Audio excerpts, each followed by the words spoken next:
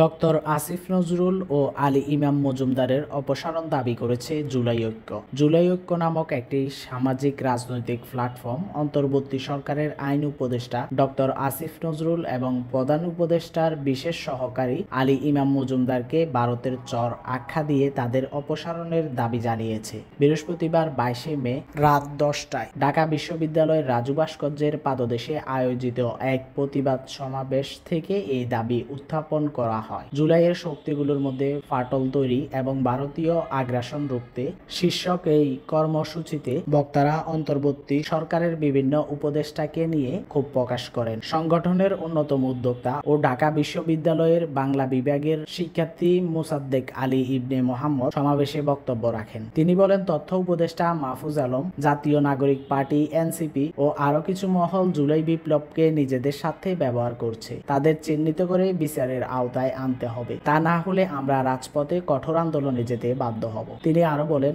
সচিবালয়, প্রশাসন ও গণমাধ্যমে ভারতীয় দোসররা ঢুকে পড়েছে। তাদের সরিয়ে না দিলে অন্তর্বর্তী সরকার ব্যর্থ হবে। আমরা স্পষ্ট করে বলতে চাই, আসিফ নজরুল ও আলী ইমাম মজুমদার ভারতের চর, তাদের অবিলম্বে অপসারণ করতে হবে। জুলাই ঘোষণাপত্র নিয়েও ক্ষোভ প্রকাশ করেন মোসাদ্দেক। তিনি বলেন, 16 দিন পার হলেও এখনো জুলাই ঘোষণাপত্র জাতির সামনে আসেনি। অনতিবিলম্বে তা প্রকাশ করে সংবিধানে অন্তর্ভুক্ত করতে হবে, না হলে এটা প্রমাণিত হবে কেউ একজন ভারতীয় আধিপত্যবাদের স্বার্থ রক্ষায় এই উদ্যোগকে ব্যর্থ করতে চাচ্ছে। সমাবেশের মুখপাত্র ইসরাফিল পরাজি বলেন, জুলাই যোদ্ধারা এখনো রাজপথে আছে, ঘরে ফেরেনি। যতক্ষণ না বিশ্বাসঘাতকদের বিচার হবে এবং স্পষ্ট ঘোষণাপত্র জাতির সামনে আসবে, ততক্ষণ আমরা রাজপথ ছাড়ব না। আমাদের রক্তে বিশ্বাসঘাতকদের কোনো স্থান নেই। জাহিদুল ইসলাম, দুরন্ত বাংলা, ঢাকা।